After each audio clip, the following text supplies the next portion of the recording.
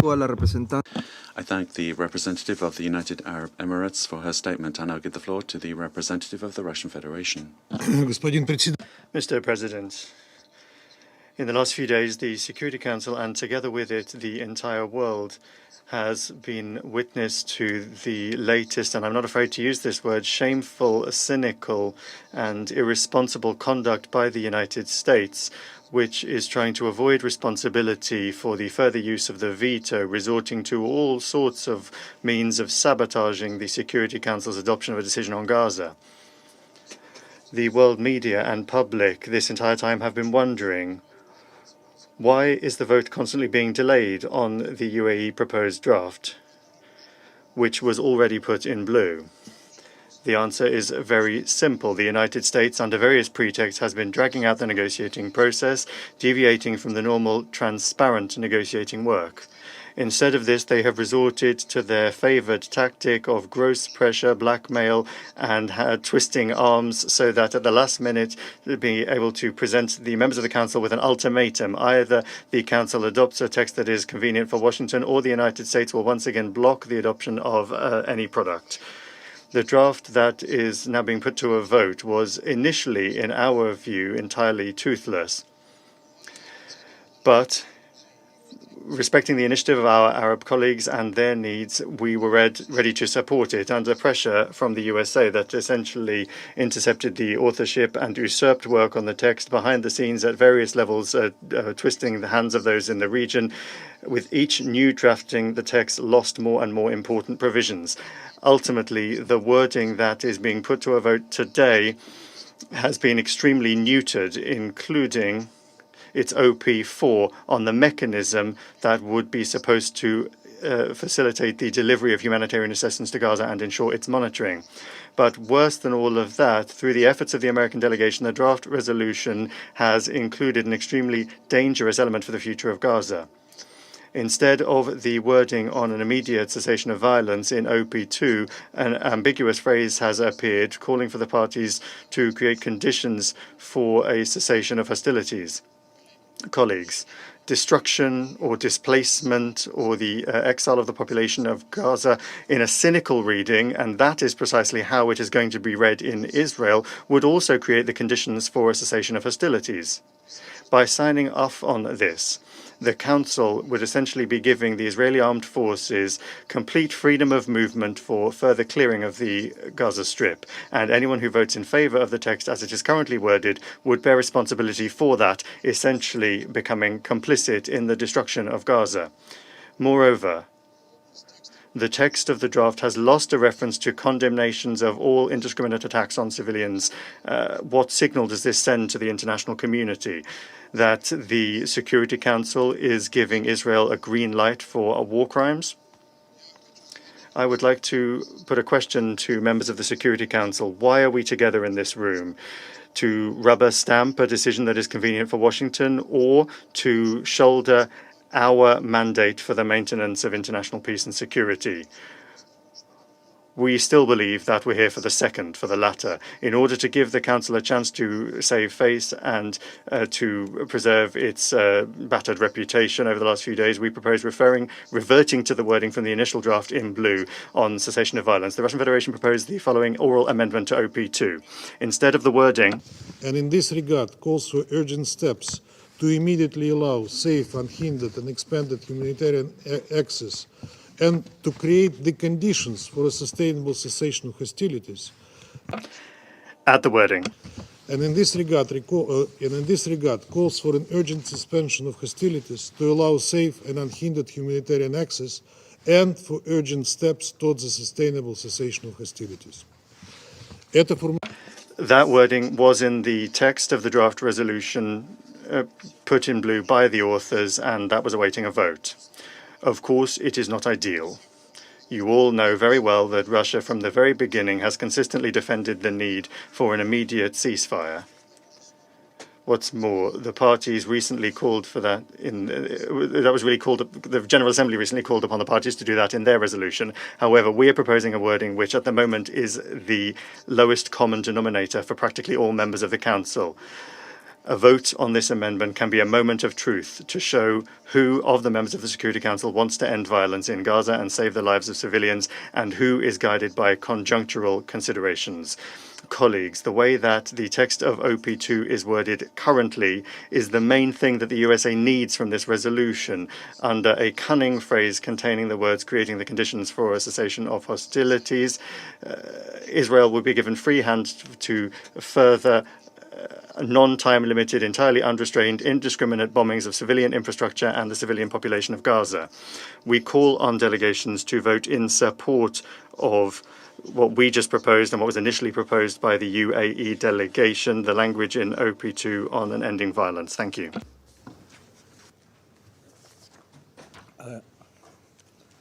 Agradezco al representante. I thank the representative of the Russian Federation for his statement. The members of the Council have before them a draft amendment presented by the Russian Federation to the text of the draft resolution that we have in document S/2023/1029. Article 36 of the Provisional Rules of the Council provides for the following. When an amendment leads to an addition or a deletion from a draft resolution, that amendment should be submitted to voting first of all.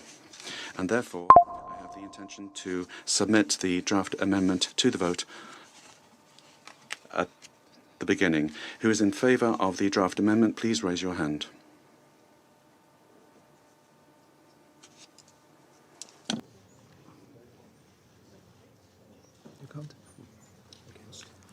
En contra. Against?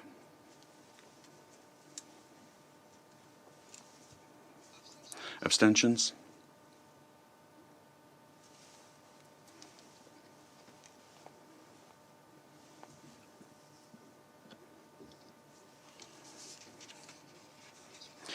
The result of the vote is as follows. 10 votes in favour, 1 vote against, 4 abstentions. The draft amendment has not been approved given the veto of a permanent member of the Security Council. I now understand that the Council is prepared to vote on draft resolution S/2023/.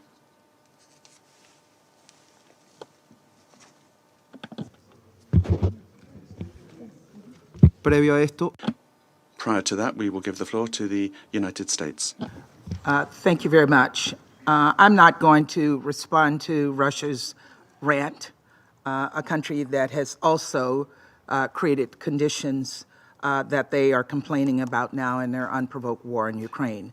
But colleagues, the United States, as you see, we did not support the amendment put forward by Russia. We believe the humanitarian resolution before us calls for urgent steps to immediately allow safe, unhindered, and expanded humanitarian access, and to create the conditions for sustainable cessation of hostilities. This is a strong step forward, and we believe the Council should speak out in the amendments, in the resolution that's been put before us, and move forward with a vote on this resolution. So thank you very much.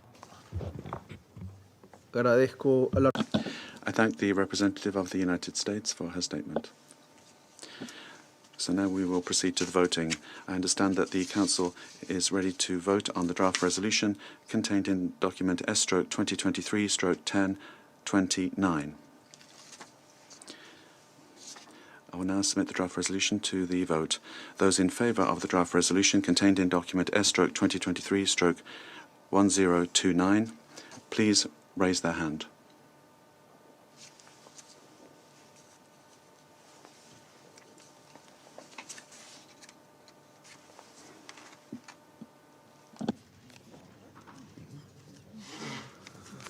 En contra. Against?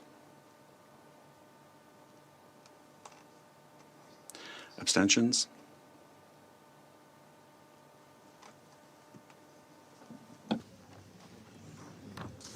El resultado de la votación. The result of the vote is as follows. 13 votes in favour, 0 votes against, 2 abstentions. The draft resolution has been adopted as Resolution 2720. I will now give the floor to the members of the Council who would like to make a statement after the vote. I now give the floor to the representative of the United States. Thank you, Mr. President, and thank you, fellow Council colleagues. This was tough, but we got there. Since the start of this conflict, the United States has done work tirelessly to alleviate this humanitarian crisis, to get life-saving assistance into Gaza and to get hostages out of Gaza, to push for the protection of innocent civilians and humanitarian workers, and to work towards a lasting peace. Today's vote bolsters those efforts and lends support to our direct diplomacy. And I want to thank the UAE and others for working with us in good faith to craft a strong humanitarian-focused resolution. It took many days and many long nights of negotiating to get this right. But today, this Council provided a glimmer of hope amongst a sea of unimaginable suffering. Today, this Council called for urgent steps to immediately allow safe, unhindered, and expanded humanitarian access, and to create the conditions for a sustainable cessation of hostilities. I'll note that this is the first time this Council has used this language we believe is critical to scaling up aid and underscoring the tough steps ahead as we work together to achieve a lasting peace. Colleagues, today this Council made clear that addressing the humanitarian crisis in Gaza needs to remain at the forefront of our agenda. Today this Council made clear that all hostages must be released immediately and unconditionally, and that humanitarian groups must be able to access hostages, including for medical visits. Today, this Council made clear that all parties must respect international humanitarian law.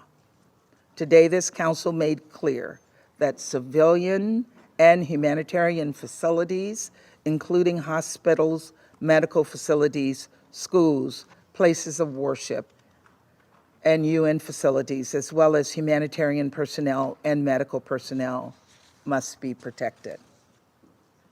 This applies to all parties to this conflict, to Israel, but also to Hamas, a terror group that instigated this conflict and that wages war from inside homes and hospitals and UN sites and uses innocent civilians as human shields, an act of cowardice and cruelty. Colleagues, today this Council made clear the need to ensure humanitarian personnel and assistance, including fuel, food, medical supplies, and emergency shelter assistance, can reach people in need. It is hard to overstate how urgent this is. Just yesterday, humanitarian groups released a report on the dire food security crisis in Gaza, and the word famine has started to enter the vocabulary of humanitarian leaders I've met with. Surgeries are being performed without anesthesia. People are huddled in overcrowded UN shelters. Others are sleeping in the streets. This resolution speaks to the severity of this crisis, and it calls on us all to do more. For our part, the United States has worked tirelessly to scale up the delivery of humanitarian aid through direct, persistent presidential diplomacy. In the beginning of this conflict, we helped secure an agreement to open the Rafah crossing. Last month, we helped secure a deal that led to an extended humanitarian pause, during which more than 100 hostages were released and additional aid got into Gaza. And last week, we helped secure the opening of the crossing at Kerem Shalom for direct delivery of assistance to civilians in Gaza. This resolution puts the weight of the Security Council behind these efforts and bolsters them by calling for the appointment of a senior UN official who will work to expedite the delivery of humanitarian aid at scale and in a sustained way. We know humanitarians are already doing the impossible, and we are there to do everything in our power to support their life-saving work. It is vital that when implementing this resolution, the UN builds on the progress we have seen on the ground. And we look forward to this new official working with humanitarian actors and relevant parties, including Israel. We know so much more needs to be done to address this humanitarian crisis and to lay the groundwork for a lasting peace.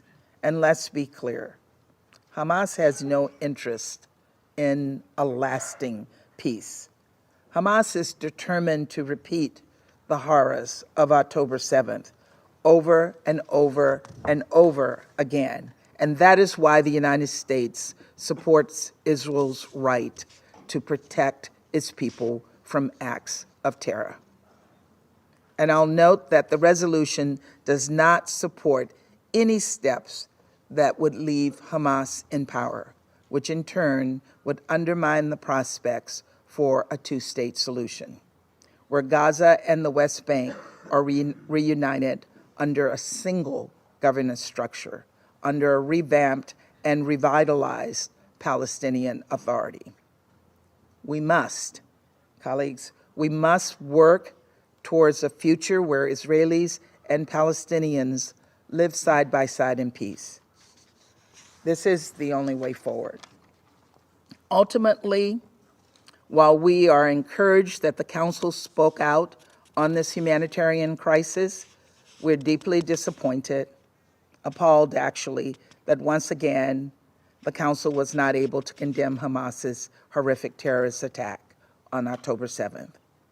And I can't understand why some Council members are standing in the way and why they refuse to condemn these evils unequivocally.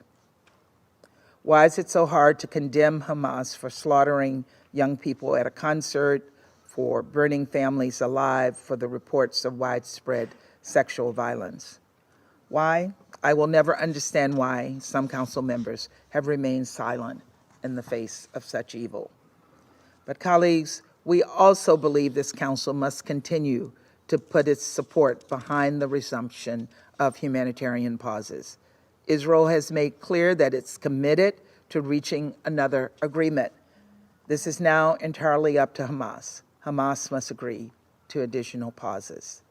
That is how we can get additional aid in and save lives and additional hostages out immediately. Today, this Council spoke out, but we know that only progress on the ground can turn these words into action.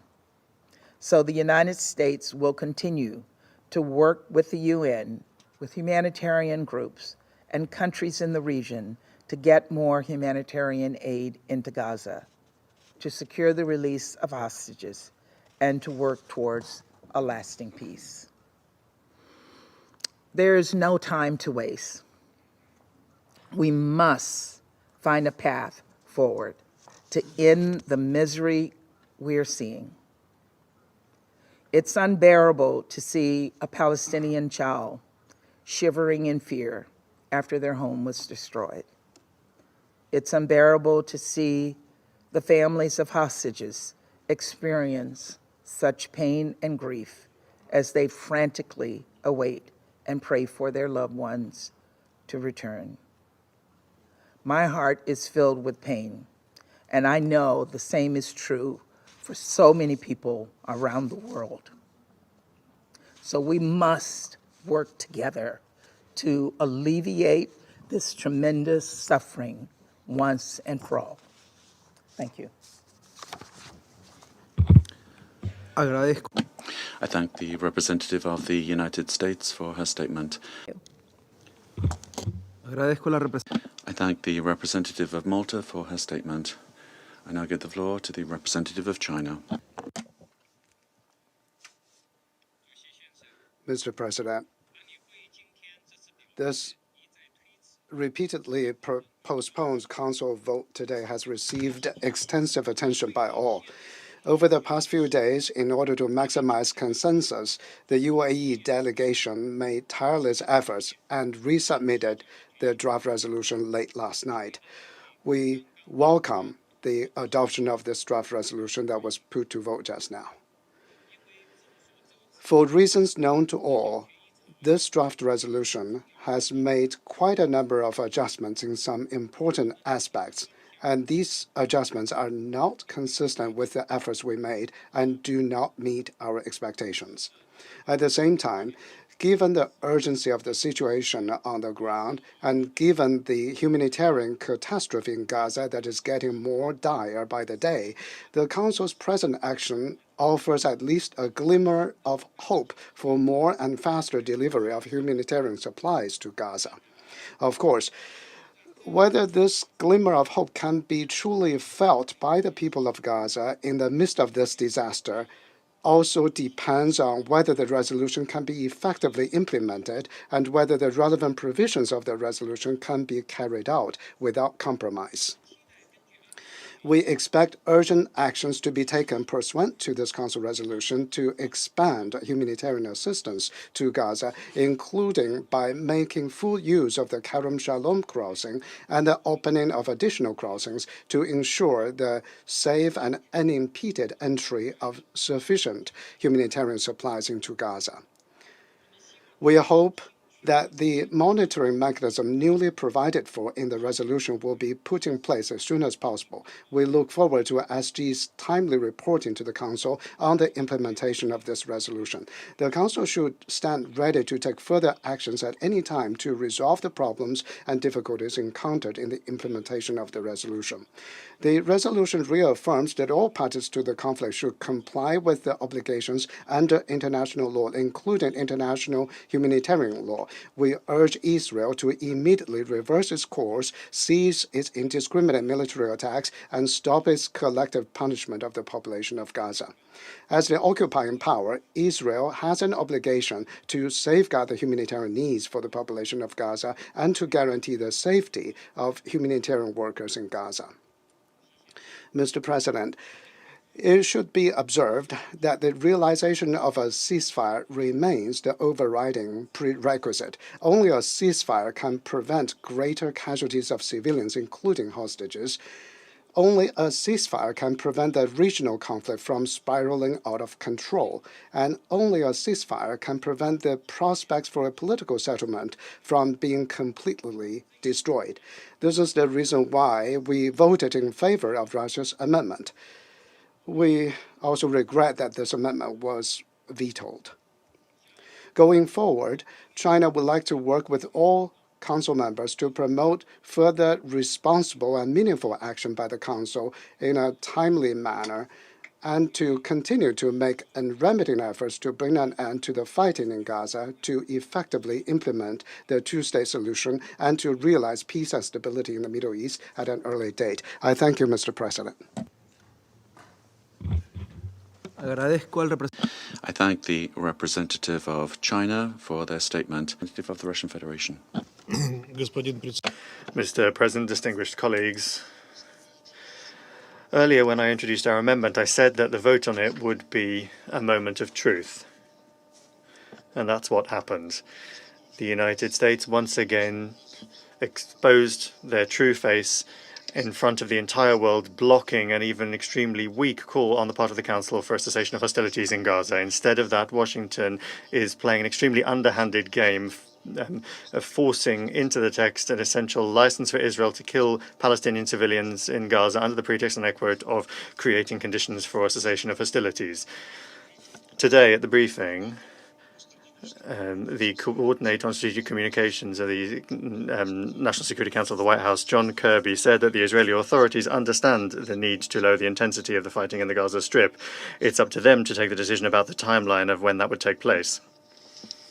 Colleagues, this is a tragic moment for the Council, not a moment of the triumph of multilateral diplomacy, but rather one of a gross, unprincipled blackmail and open scorn on the part of Washington for the suffering of Palestinians and the hopes of the global community to put an end to all of this. Today, the permanent representative of the USA spoke about the direct bilateral diplomacy of Washington at a high level. Previously, we've heard this argument, and we can see what it has led to. The Security Council essentially is being asked not to get in the way while the United States goes around twisting arms in the region, not for the sake of peace, as my American colleague asserts, but for the sake of ensuring the mercantile short-term interests of Washington. Colleagues, if this document weren't supported by a number of Arab states, we would, of course, have vetoed it. At the same time, we also note that a number of the co-sponsors, including Arab states, withdrew their co-sponsorship. But we consistently are of the view that the Arab world is itself able to take decisions and bear full responsibility for them.